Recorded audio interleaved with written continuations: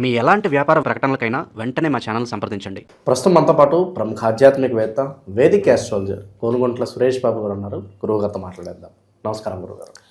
నమస్కారం అండి మణికంఠ గారు. సో జనవరి మాసం 2026 విశేషంగా తులారాశి వాళ్ళకి ఈ నెల ఎలా ఉంటుంది, వీళ్ళు ఎటువంటి జాగ్రత్తలు తీసుకోవాలి? తులారాశి చూసుకుంటే ఇప్పటి వరకు మనకి లాస్ట్ మంత్ బాగున్న రాశిలో ఒక రాశి, ఖచ్చితంగా నో డౌట్ అన్నట్టు ఈ 2026లో కూడా బాగుంటుంది. ఈ పర్టికులర్ జనవరి మంత్లో కూడాను చాలా వరకు 80% బాగుంటుంది. అక్కడక్కడ చేంజెస్ ఛాలెంజెస్ ఉన్నాయి, అవి ఎందుకు మనం డిస్కస్ చేసుకుందాం. ఫస్ట్ చూసుకుంటే ఈ రాశి వాళ్ళకి చిత్త 3-4 పాదాలు, నెక్స్ట్ హస్త స్వాతి 1-2-3-4 పాదాలు, విశాఖ ఫస్ట్ 1-2-3 పాదాలంతా తులారాశిలో ఉంటారు. పేరు బలం ప్రకారం తీసుకుంటే రా, రీ, రు, రే, రో, తాతి, తూతే అన్న లెటర్స్ ఇందులో ఉంటాయి. ఏమవుతుందంటేనండి, సంక్రాంతి పండగ సందర్భంగా మకర రాశిలోకి సూర్యుడు ఎంటర్ అవడంతో ఉత్తరాయణం స్టార్ట్ అవడంతో మనకి ఇదంతా అందరికీ తెలిసింది. ఈసారి సూర్యుడితో పాటు ఇంకా 3 గ్రహాలు కూడా ఎంటర్ అవుతున్నాయండి. ఇది జనరల్గా ఆస్ట్రాలజర్గా తెలుస్తుంది, బయట వాళ్ళకి తర్వాత 13, 14 తారీఖులో, 16, 17 తారీఖుల్లో, అంటే ఒకరోజు అటు ఇటుగా అన్నీ మూవ్ అవుతూ ఉన్నాయి అన్నమాట. ప్రతి ఒక్కరికి ప్లస్ ఆర్ మైనస్ సమ్ డైనమిక్స్గా చేంజెస్ అయితే ఉంటాయి. తులారాశి వాళ్ళకి గమనించుకుంటే వీళ్ళకి ఫస్ట్ 15 days లక్ష్మీప్రదంగా, లాభప్రదంగా, సర్వత అభివృద్ధిగా ఉంటుంది. 15 days తర్వాత కొంచెం కొన్ని విషయాల్లో సుఖంగా, ధనంగా అభివృద్ధి ఉంటుంది, కానీ ధనప్రాప్తి కూడా వస్తుంది. అవమానాలు జరిగే అవకాశం ఎక్కువ ఉంటుందని గమనించుకోవాలి. ప్రొఫెషనల్లో బాగుంటుంది. ఇంతవరకు చూసుకుంటే అవమానాలు జరుగుతుంది, ప్రొఫెషనల్ మ్యాటర్స్లో బాగుంటుంది, ధనవృద్ధి ఉంటుంది. శత్రువుల యొక్కతో కూర్చొని మాట్లాడితే లేదా పై చేయిగా ఉంటుంది. ఇది ఓవరాల్గా మనకి జనవరి మంత్లో ఉండబోయే సినారియో. ఏంటి ఫస్ట్ 15 days వీళ్ళకి ఇష్టసిద్ధి, అనుకున్న పనులన్నీ జరుగుతూ ఉంటుంది, ఆరోగ్యం బాగుంటుంది, అర్ధలాభం బాగుంటుంది. ఫాదర్కి హెల్త్ విషయంలో కేర్ఫుల్గా ఉండాలి. నెక్స్ట్ ఏంటి, 15 days తర్వాత అగైన్ ఒక పక్క జాబు, ఒక పక్క ఇల్లు, రెండు both they have to manage కదండి. ప్రొఫెషనల్ మ్యాటర్స్లో పై చేయిగా ఉంటుంది, ప్రమోషన్ వస్తుంది, గ్రోత్ వస్తుంది, అప్రిసియేషన్ వస్తుంది, అంతా బాగుంటుంది. ఇంటికి సంబంధించిన వ్యవహారాల్లో ప్రయాణాల్లో ఆటంకాలు వస్తూ ఉంటాయి. పర్సనల్ లైఫ్లో ప్రయాణే విఘ్నమాప్నోతి, ప్రయాణంలో విఘ్నాలు వస్తూ ఉంటుంది. సౌఖ్యం, కంఫర్టబుల్గా లగ్జరీగా ఉన్న విషయాల్లో కొంచెం ఇబ్బందులు పడతాయి. ఇంటికి సంబంధించిన వ్యవహారాలు అని గమనించుకోవాలి.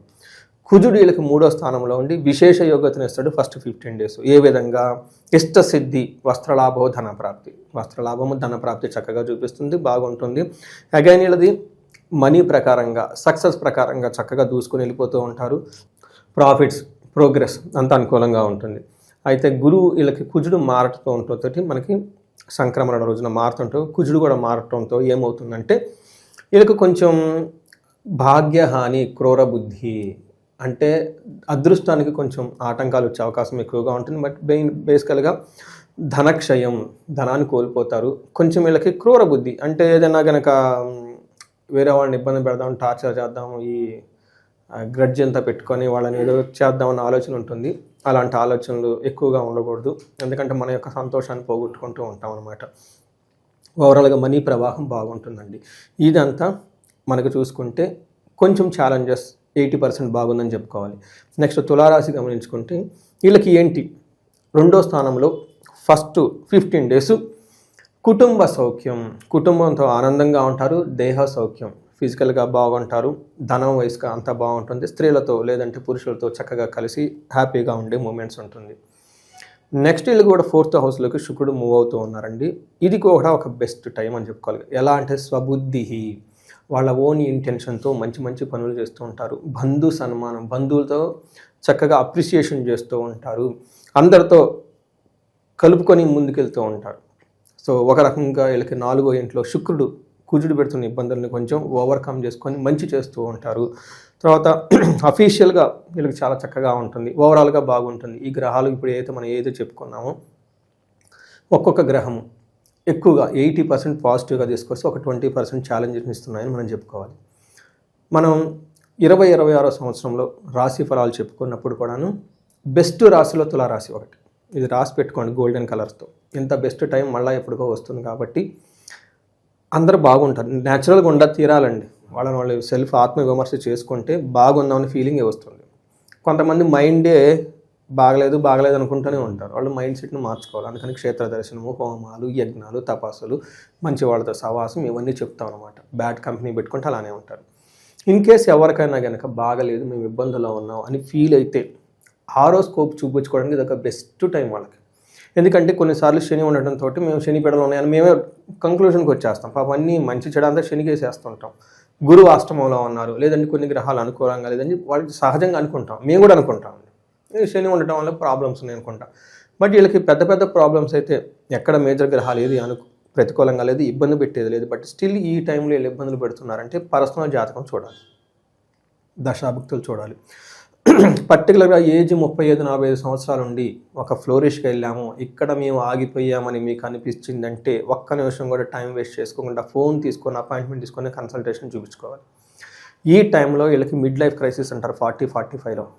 వాళ్ళకి ఎర్లీగా అది కంటిన్యూ అవుతుంది వాళ్ళు ముందుగా చూసుకోకపోతే.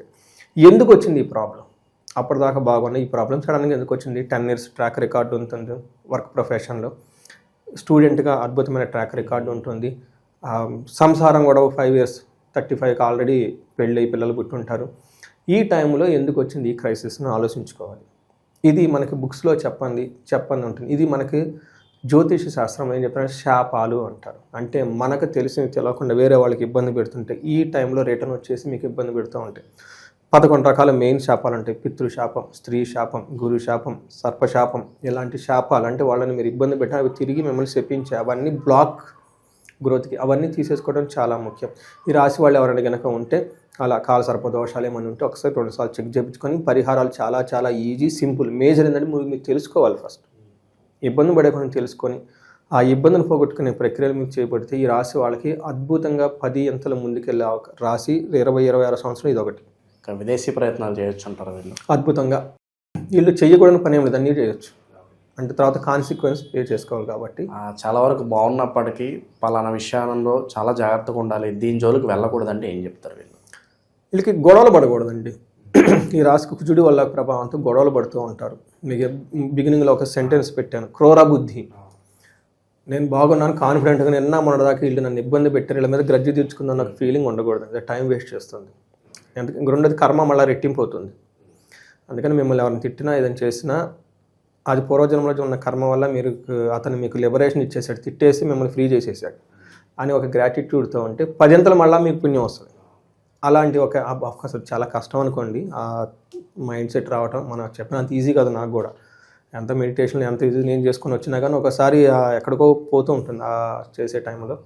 బట్ వెరీ క్విక్గా మళ్ళీ ఇంటికి వచ్చేసి అంటే టూ మచ్ చేసుకోకుండా ఉంటే పీస్ఫుల్ అయిన రాశి తులారాశి. బ్యాలెన్స్, వీళ్ళు కూడా బ్యాలెన్స్డ్గా ఉంటారు ఈ ఇయర్ అంతా. ఇక విశేషంగా ఎటువంటి పరిహారాలు బాగుంటాయి అంటారు దానికి? పరిహారాలు ఇప్పటిదాకా మనం చెప్పుకున్నాం కదంటే, బాగుంటే ఏం అవసరం లేదు. ఇన్ కేసు బాగలేదని అనుకుంటే, ధనానికి ఎవరైనా ఇబ్బంది పడుతూ ఉంటే స్వర్ణలక్ష్మి విశేష హోమం చేయించుకోండి. ఇది చాలా పవర్ఫుల్ టూల్. ప్రతి ఒక్కళ్ళండి ఖర్చు అవుతుంది, హోమాలకి జపాలకి దానాలకి ఖర్చులు అవుతాయండి, కానీ బ్లాక్స్ రిమూవ్ అయిపోతుంది, ఫ్లో వెళ్ళిపోతుంటుంది అనమాట. చేయించుకోవాలి. రెండోది, భార్యాభర్తల మధ్య అన్యోన్యత చక్కగా ఉండాలి అనుకుంటే అన్యోన్య దాంపత్య పాశుపత అభిషేకము విశ్వావసు గంధర్వరాజ హోమం అండి. ఇది చక్కగా కూర్చొని చేయించుకుంటే దంపతులు లేదంటే ఆల్రెడీ డిస్టర్బెన్స్ వాళ్ళు వచ్చిన ఖచ్చితంగా కలిసి తీరుతారండి. అందులో సమస్య లేదు. వివాహంలో దోషం వచ్చేసి వీళ్ళకి యాక్చువల్గా ఉండదు. ఈ రాశి వాళ్ళకు ఉంటే ఒకసారి ఇండివిజువల్ జాతకం చూపించుకుంటే పరిహారాలు ఏది చేసుకున్నా కానీ చక్కగా ఉంటుంది.